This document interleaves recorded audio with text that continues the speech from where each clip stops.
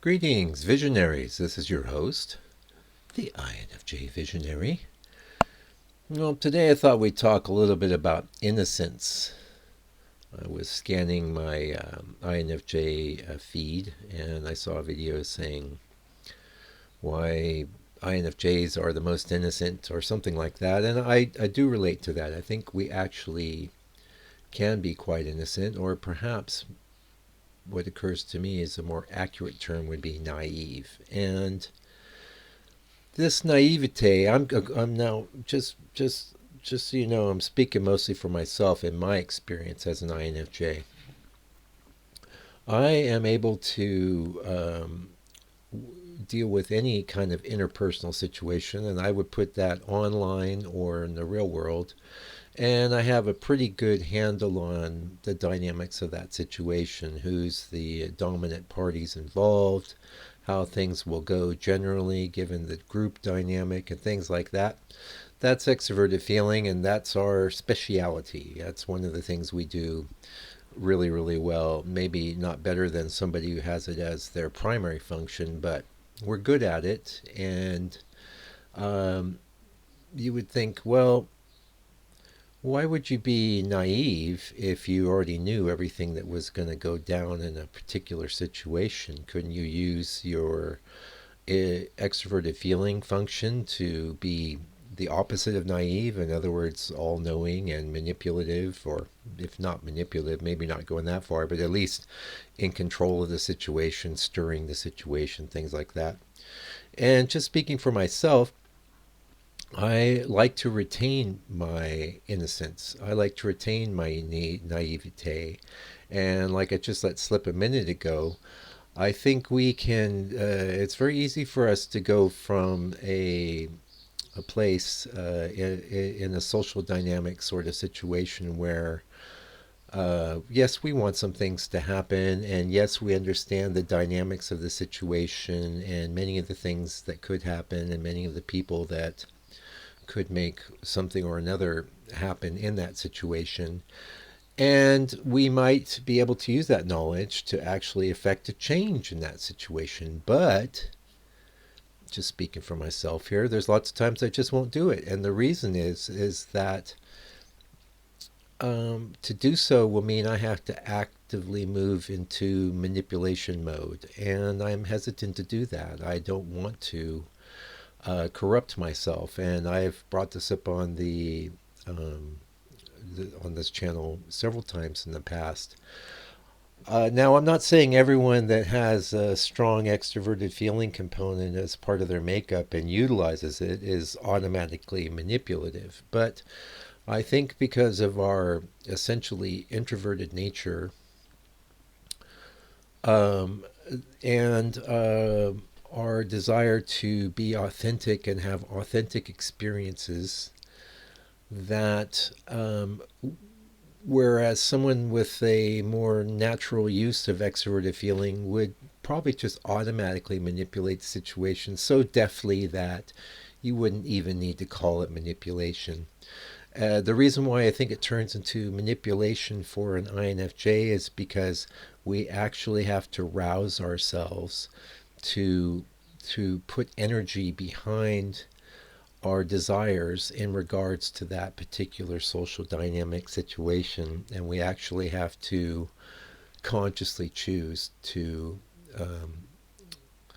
exercise our options pertaining to the knowledge that we've acquired about the social dynamics, and that means we're going to be manipulating things. And really, unless you're doing so for 100% altruistic purposes, you've already kind of tarnished your soul. You've already damaged your innocence. And I think it's better to retain that. I don't think there's much that needs to actually happen in the world, especially at the expense of um, my feeling that I'm a good person, right? Or my feeling that I'm acting from a place that is for the best interests of all. Now, maybe you could be, let's just say you're the boss, you're the manager or whatever. Okay, that's a place where you're probably going to have to sacrifice some innocence because you're going to need to make things happen to get the shipments out the door. And I'm actually speaking from a place of experience here. I've been in that sort of position, and I wouldn't say manager is a natural for INFJs, although given that most of us have the ability to read between the lines, to have a immediate and broad comprehension of just about any situation that we're introduced to, a lot of times we're going to find that we're thrust in these leadership positions whether we really wanted them or not. And so, if you do find yourself in a position like this, and you find you're getting the signals, and you need to make things happen, you are probably going to need to sacrifice some innocence. You're probably going to have to use some various forms of manipulation on the employees that are underneath you to affect a certain result, and that's all good. I don't think that's too damning. I don't think that's too I don't think that's going to blacken your soul too much, right? However, when we move this out into other operations in the world, places where we just would maybe have a preference, want things to happen, um, you can throw yourself right into the dark side. And I think that's most of well, the reason for I think that person putting up that video is because this is a real phenomenon that INFJs experience, and they figure, oh well, I can put up a video about this because I know this is something that INFJs go through, which is we want to hold on to our innocence. We would rather be perceived as naive. I don't think we truly are naive because someone who's naive just wouldn't understand the social dynamics. And we all have friends like that, don't we? They just don't understand the social dynamics. We do.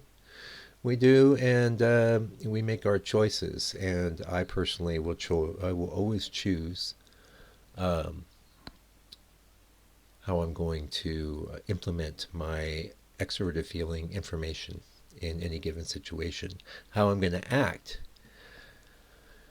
Yeah, and how we act is always the thing in this world, isn't it? That's maybe the last bit I wanted to talk about. Um,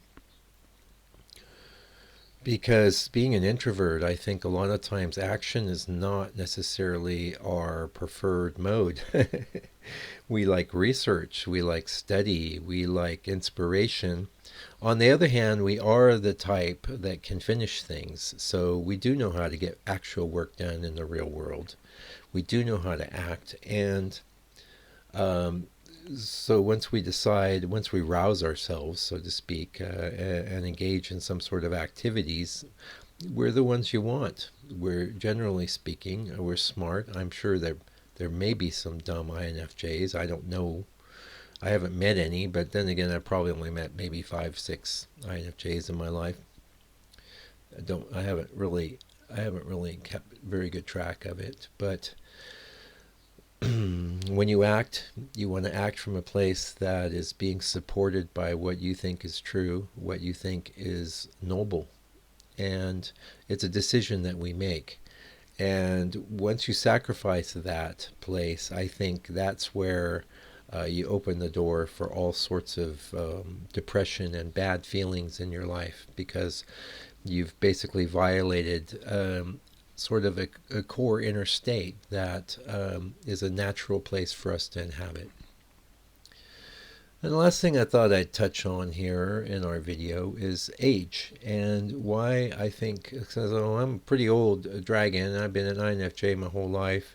And I have to say, since maybe hitting my 40s or whatever, that life has been easier in general. I have settled into being who and what I am, and I understand to ever increasing degree, and an ever increasing degree, exactly how I relate to other people and what other people mean to me and what reality itself means to me and how I can best utilize my introverted intuition to make an impact on the world that I think is going to be productive. Now, that wasn't the case when I was young. When I was young, I felt like I was cursed. And if you're young and you're watching this, just be patient. And what I would say is like, don't ever violate those internal those internal breakers that we have that tell us we're going the wrong direction. Just be mellow and let everything work itself out. And that's it for today. Until I come back,